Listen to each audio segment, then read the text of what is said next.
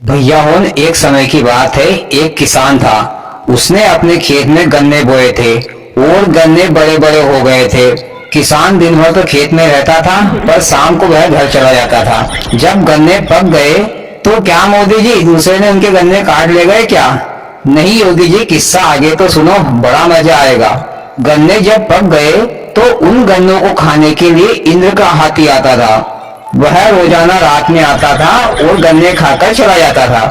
किसान जब दिन में जाता था, उसको लगता कि गन्ने कम हो गए हैं और गन्ने टूटे फूटे दिखाई दे रहे हैं। तो किसान ने सोचा कि रात में कोई न कोई जरूर आता होगा गन्ने खाने के लिए।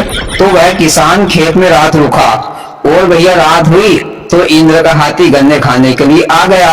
और इंद्र का हाथी अपनी धुन में गन्ने खाए जा रहा है और जैसे किसान एकदम टुक लगा के बैठा ही था कि कब कौन आए अब मैं उसको पकड़ूं।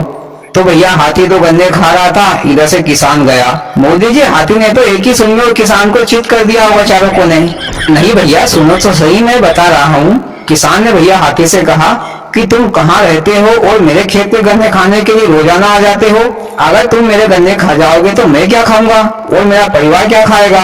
तो भैया हाथी ने किसान से कहा कि भैया एक काम करना, मेरे को तुम्हारे गन्ने अच्छे लगते हैं तो मैं तुम्हारे गन्ने खा लेता हूँ और मैं तुमको, तुम मेरे लोग चलना, मैं तुमको वहाँ पर लड्डू खिलाऊंगा। तो किसान ने कहा कि चलो ठीक है, पर मैं तुम्हारे साथ जाऊंगा कैसे? मोदी जी, सिंपल सी तो बात है, हाथी अपनी पीठ पर बैठा रहता, वो चला जाता। नहीं राहुल भैया, ऐसा नहीं है। हाथी तो मात्र अपनी पीठ पर इंद्र को ही बिठाता था, किसी और को नहीं बिठाता था। तो हाथी ने कहा कि एक काम करना भैया, तू मेरी पूंछ पकड़ लेना और मेरे साथ चल देना।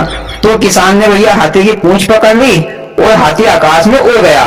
उड़ते उड़ते भैया अपने इंद्रलोक पहुंच गया और हाथी ने भैया किसान को जहाँ पर लड्डू रखे थे वहां पर लाकर छोड़ दिया। किसान ने भैया लड्डू उनको देखा, इतने सारे लड्डू, और लड्डू भी छोटे मोटे नहीं, अरे तोप के बराबर के लड्डू। किसान ने सोचा कि एक लड्डू में तो मेरा पूरा परिवार 4 दिन तक खा सकता है। किसान ने ऐसा सोचा और फिर लड्डू खाने झुक गया। अब किसान से कितना लड्डू खवाए, उसने थोड़ा बहुत खाया और उसका पेट भर गया। और किसान ने भैया थोड़ा बहुत अपनी जेब में लड्डू रखे और हाथी की पूंछ पकड़कर दूसरी रात वापस आ गया। और भैया उसने अपने परिवार वालों को लड्डू खिलाए और गांव वालों को भी खिलाए और फिर दूसरी रात का इंतजार करने लगा किसान ने भैया दूसरी रात फिर अपने घर से झोला उठाया और वह रात में भैया हाथी के साथ फिर इंद्रलोक गया। फिर वहां से भैया झोला भरकर लड्डू घर भी लेकर आया और पेट भरकर खाकर भी आया। और भैया अपने घर वालों को भी खूब लड्डू खिलाए और गांव वालों को भी थोड़ा थोड़ा लड्डू देता था। तो भैया गांव वालों ने उस किसान से पूछा कि भैया तुम ये लड्डू कहाँ से लाते हो, कौन सी दुकान से लाते हो, हमें भी ले चलना, हमको भी लाना है। तो भैया किसान ने गांव वालों को सारी बात बता दी। तो गांव वालों ने उससे कहा, अरे भैया तूने रात में सपना देखा होगा, इंद्र से कोई भला लड्डू भी ला सकता है। योगी जी एक काम करो, आगे की कहानी तुम्हें सुना दो, मैं तो घर जा रहा हूँ।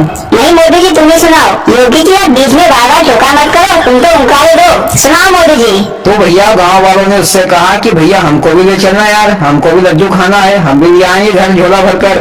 तो किसान ने कहा कि भैया मेरे को इसमें कोई दिक्कत नहीं, चलना आज रात में मेरे खेत में, अपन सभी लोग चलेंगे लड्डू खाने के लिए और सब अपने अपने घर से झोला ले चलना और भरकर भी ले आना, कोई दिक्कत नहीं मेरे को। तो भैया गांव वाले उन्होंने सब अपने अपने घर से झोला उठाया और भैया रात में उस किसान के खेत में चले गए। और भैया रात में हाथी गन्ने खाने आया।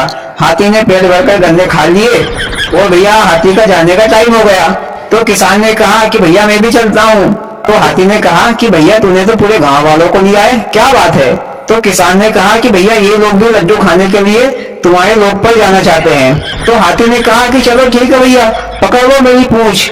तो भैया किसान ने तो सबसे पहले हाथी की पूंछ पकड़ ली। इसके बाद उसने कहा किसान ने सभी गांव वालों से कि एक काम करो भैया, तुम मेरी टांग पकड़ लो, फिर उसके बाद में तुम दूसरी टांग पकड़ लेना, फिर तुम दूसरी टांग पकड़ लेना, ऐसे करते करते भैया लाइन लगा लो। तो भैया सभी गांव वालों ने एक दूसरे के हाथ और पैर पकड़ लिए और लंबी लाइन लगा ली और भैया हाथी आकाश में उड़ चला। हाथी भैया आकाश में आधी दूर पहुंचा था। नीचे से एक भैया था, उसके दिमाग में आई, उसके मुंह में ज्यादा ही पानी आ रहा था। उसने कहा, अरे भैया सुनो तो सही। ऊपर वाले ने कहा, क्या बात है? अरे भैया लड्डू कितने बड़े बड़े होंगे? तो उसने कहा, अरे मेरे को क्या मालूम, मैं तो पहली बार जा रहा हूँ, ऊपर वाले से पूछो जो गया है। तो एक काम कर भैया, तू ऊपर वाले से पूछ कि कितने बड़े लड्डू मिलते हैं। तो उसने और आगे वाले से पूछा कि भैया लड्डू कितने कितने बड़े मिलते हैं। तो उसने भी यही कहा कि मेरे को क्या मालूम, वो जो गया उसको पता है कितने बड़े लड्डू मिलते हैं। फिर भैया उसने जोर से उस किसान से कहा, अरे भैया सुनो तो सही, क्या बात है भैया, कोई तकलीफ है क्या? तो भैया उसने कहा, अरे भैया जरा बता तो सही कि लड्डू कितने बड़े बड़े मिलते हैं।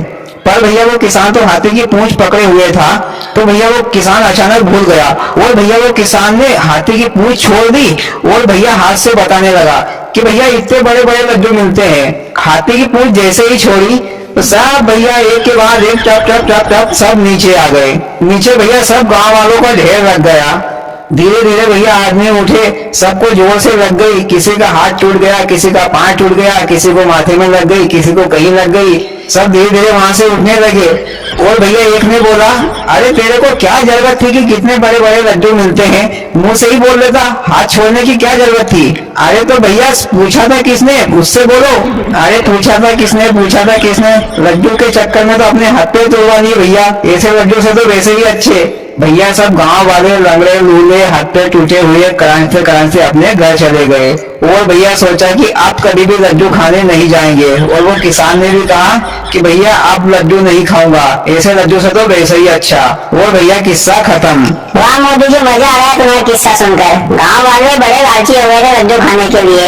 अरे बीच में रास्ते में पूछने की क्या जरूरत थी कि कितने बड़े लड्डू मिलते हैं, खाकर आ जाते चुपचाप। चलो ठीक है, वो तो होने को कौन टाल सकता है। हाँ तो भैया आपको मोदी जी का किस्सा कैसा लगा? अच्छा लगा तो प्लीज वीडियो को लाइक और चैनल को सब्सक्राइब जरूर करें। बोले ना सबके साथ।